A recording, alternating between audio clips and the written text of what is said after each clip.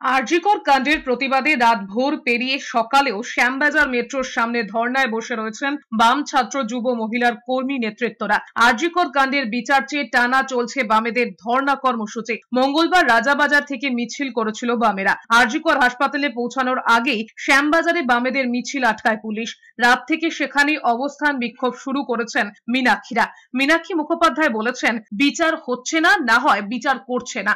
আধিপত্যবাদ স্বৈরাচারের বিরুদ্ধে লড়াই চলছে। একটা নৃশংস ঘৃণ্য অপরাধ করেছে। আরজিকরের ডাক্তারকে খুন করে ধর্ষণ করে মানব সমাজের একটা ঘৃণ্য কাজ করেছে। স্বাস্থ্য পরিষেবা নিয়ে দুর্নীতি করেছে। তার বিরুদ্ধে যখন একটা গোটা রাজ্যের মানুষ এককাট্টা হয়ে রাস্তায় নেমেছে, তখন 27 দিন আধিপত্যবাদ প্রতিষ্ঠা করছে যে না তিনি শাস্তি দেবেন না। এর বিরুদ্ধে গোটা রাজ্যের মানুষকে লড়তে হবে।